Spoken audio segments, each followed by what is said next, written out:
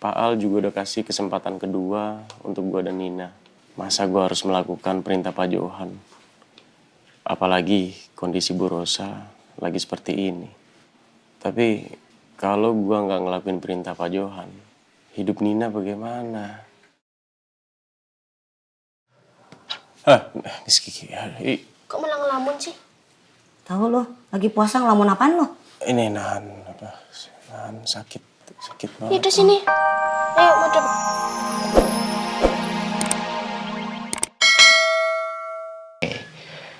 Oke, saya ikuti mau kamu. Ya. Terima kasih ya, Mas. Hutang tetap hutang. Saya akan bayar. Walaupun harus nyicil. Ya. Sama-sama. Ya, yang terpenting sekarang kesehatan ayah kamu kan. Itu yang terpenting. Sekaligus kesehatan kamu juga. Kamu juga jangan sampai sakit. Kamu juga harus terus mendoakan ayah kamu supaya kamu cepat sehat. Oke? Maaf ya, Nam. Saya nggak bisa lama-lama di sini karena saya juga mau membantu saudara saya yang kebetulan suaminya meninggal. Innalillahi. Nggak apa-apa, Mas. Malah saya yang minta maaf udah ngerepotin Mas Randy. Enggak kok. Ya udah kalau gitu saya pamit ya. Ya. Saya doakan terus kok untuk ayah kamu, semoga cepat sembuh. Sekali lagi makasih ya, Mas. Assalamualaikum. Waalaikumsalam.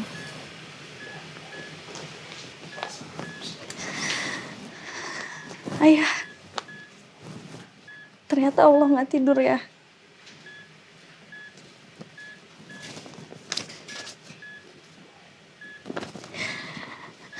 Sekarang ada bantuan tak terduga. Namira yakin ini karena semuanya dari amal perbuatannya ayah. Ayah nanti harus sukses, harus selamat saat operasi nanti ya.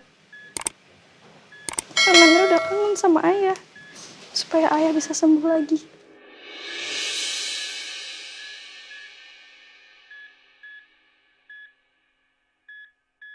Dokter Nurma, jadi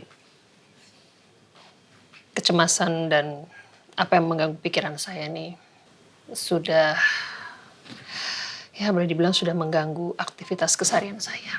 Dan ini sangat mengganggu. Rasa cemas itu, rasa khawatir. Makanya saya mencoba konsultasi sama Dokter Nurma.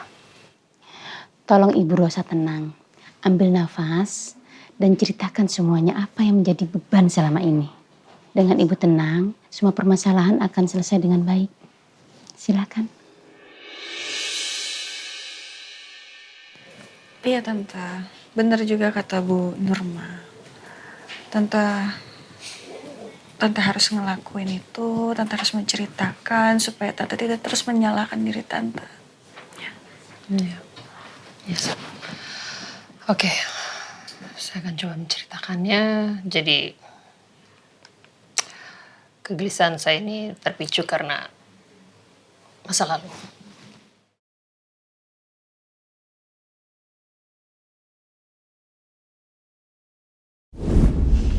Sekar, hey. Jadi saya dan Sekar itu adalah sahabat baik. Dia datang ke saya pada suatu hari meminta pekerjaan. Oh, bukan meminta sih, sebenarnya lebih kepada dia sharing bahwa dia tidak punya kerjaan, dia butuh uang untuk hidup, maka saya menolong dia mencarikan pekerjaan. Kemudian saya bicara dengan suami saya, hartawan, dan akhirnya setuju Sekar untuk menjadi sekretarisnya.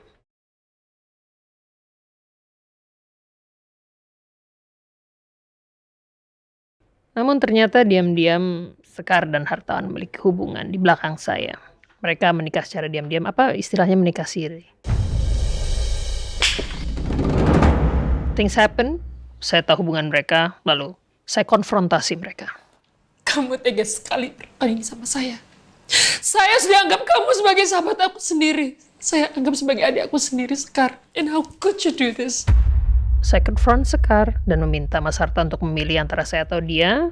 Sekarang kamu harus pilih, saya atau dia. Lalu hartawan memilih saya dan menceraikan Sekar.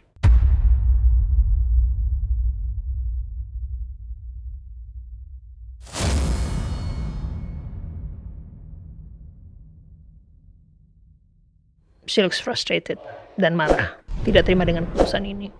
Saya melihat kemarahan di mata Sekar. Waktu terakhir kami bertemu, saya usir dia dari rumah saya.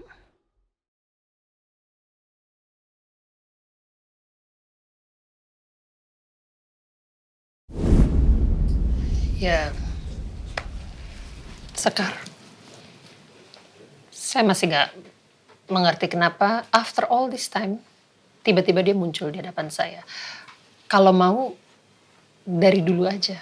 Tapi kenapa setelah sekian lama dia menghilang, berpuluh-puluh tahun dia menghilang, tiba-tiba dia ada di hadapan saya. Itu yang membuat saya gelisah dan tidak mengerti. Aneh sekali ceritanya. Apa yang dia lakukan? Instead of dia marah atau dendam, dia berlaku sangat manis. Itu di luar dugaan ibu. Selama ini ibu tidak berpikir suatu hari nanti akan bersinggungan dengan sosok yang sangat menyakitkan hati kita.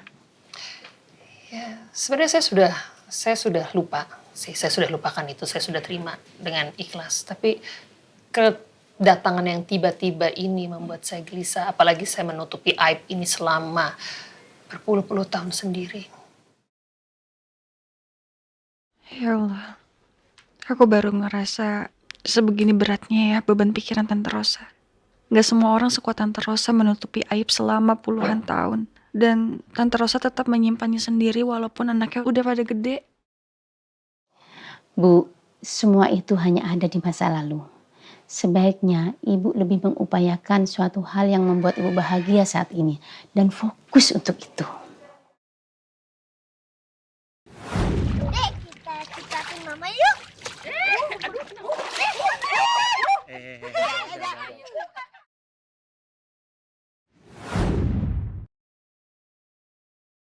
Kita harus selalu berpikir positif, Bu. Masih ada orang yang mencintai ibu lebih dari apapun. Orang-orang yang penuh cinta, yang bisa membuat ibu nyaman dan aman.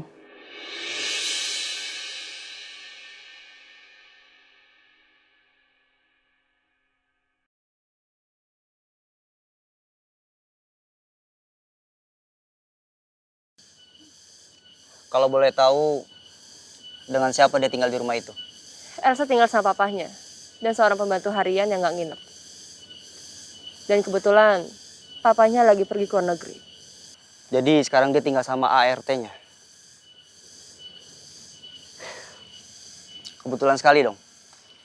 Jadi saya semakin lebih mudah menjalankan rencana dari Bu Bos. Lapor, Bos. ART rumah itu sudah pulang barusan. Iya benar Bang. Berarti sekarang rumah itu kosong. Iya. Ya jam segini juga Elsa belum pulang kerja. Kita jalankan rencananya sekarang, Bu. Iya, tunggu apa lagi? Sekarang juga. Dan lakukan sesuai yang kita bicarakan tadi. Baik, Bu Bos. Jadi untuk masalah kecemasan itu bukan cuma untuk mengkonsumsi obatnya aja, tapi harus melewati terapi juga ya dokter? Iya, dengan rutin terapi akan semakin baik. Oh, oke. Jadi mau sih harus continue ya. Iya. Harus continue ya dok. Betul. Oke, kalau gitu terima kasih sekali lagi Dokter Nurma. Senang saya bisa sharing sama dokter dan semoga terapinya nanti bisa sedikit banyak yang mengurangi kecemasan saya. Ya, saya juga terima kasih ya dokter, karena dokter udah menangani tante saya. Sama-sama Ibu Rosa, Ibu Elsa. Semoga dengan terapi dan obat yang saya berikan ini bisa membantu kesembuhan Ibu dengan baik. Thank you. Sekali lagi terima kasih dokter ya. Sama-sama.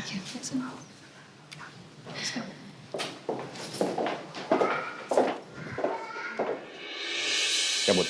Kita tinggal lapor dengan Bos Juno. Go. Tumben ya? Iya. Cuacanya nggak panas-panas banget. Ya namanya nyore im. Iya. Adem jadinya. Assalamualaikum. Waalaikumsalam. Salam. Salam.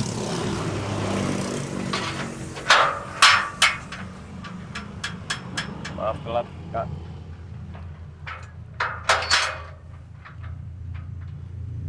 Dra.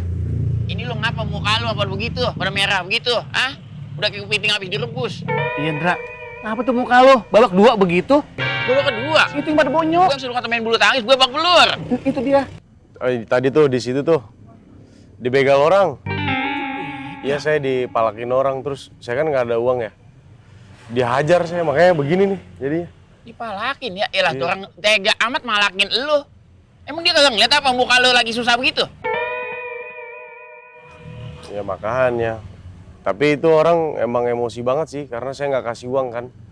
Terus saya dihajar gitu, ditelantarin di jalan. Makanya saya telat datang ke sini. Maafin saya Kak Boim ya, Kak Wia ya. Maafin ya. Iya. Yaudah dah kalau gitu mah lu sabar aja dah. Ya. Iya. Udah, sabar.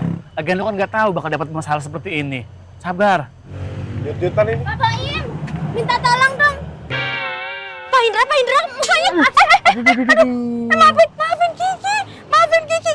Itu mukanya kok ungu begitu. Kenapa ini Pak Indra?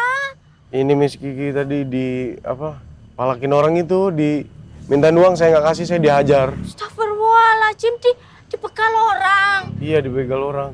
Kasihan banget Pak Indra. Pak Indra, kita ke dalam sekarang ya. Kiki mau kasih obat itu, nanti takutnya lukanya kan kalau infeksi makin parah jadinya. Yuk kita ke dalam ya. Oh, tunggu ayang Kiki. Nih si Indra kan udah gede, biarin aja dia ngobatin sendiri, gak usah pakai ditulungin begitu dong. Astagfirullahaladzim, Uya. Ini Ramadan. Gak boleh kayak gitu, masa ngelarang Kiki buat berbuat baik. Kan kita harus saling tolong menolong. Lah ini Pak Indra itu kan ininya lagi luka, pipinya ya harus diobatin dong. Gak boleh kayak gitu, punya hati kok iri dengki. Pak Indra, ayo gak usah didengerin. Ayo kita ke dalam, ayo kita obatin. Ya lukanya, ya. Ya aduh kasihan banget sih. Sabar. Tahan emosi. Sabar ya, ini ujian ya. Sabar, jangan marah-marah, lagi puasa. Pelan-pelan, Miss. Iya. Ini bentar dulu, tahan. Ini soalnya ini gede banget loh ini, nanti takutnya kan. Kenapa? Coba duduk sini ke sini. Nah. Udah tahan, aduh gitu doang aja. Kenapa lo? Datang-datang mukanya bonyok begini. Udah telat, bonyok. Habis berantem lo ya?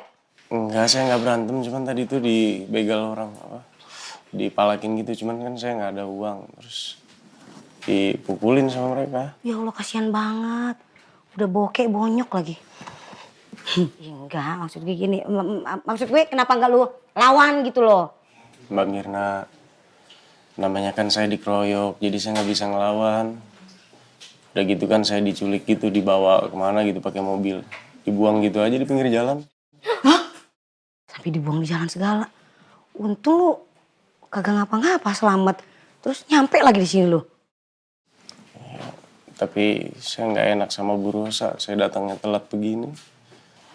Bu Rosa marah nggak ya kira-kira?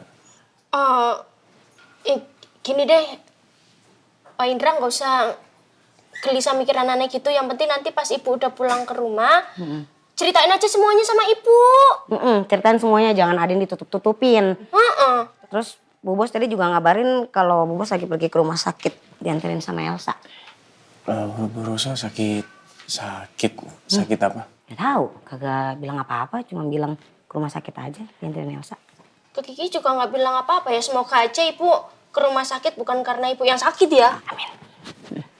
Sebenarnya gue masih kepikiran sama perintah Pak Johan yang meminta gue untuk balas dendam ke Bu Rosa. Apa sih yang pernah Bu Rosa lakukan sampai Pak Johan punya dendam sebegitu besarnya? Aduh, gimana ini? Gue bener-bener bimbang. Bu Rosa baik banget sama gue dan juga sama Nina. Pak Al juga udah kasih kesempatan kedua untuk gue dan Nina. Masa gue harus melakukan perintah Pak Johan? Apalagi kondisi Bu Rosa lagi seperti ini. Tapi kalau gue nggak ngelakuin perintah Pak Johan, hidup Nina bagaimana? Miss Kiki. Kok malah ngelamun sih? Tahu lo, lagi puasa ngelamun apaan lo? Ini nahan sakit banget. Yaudah sini. Ayo, madam.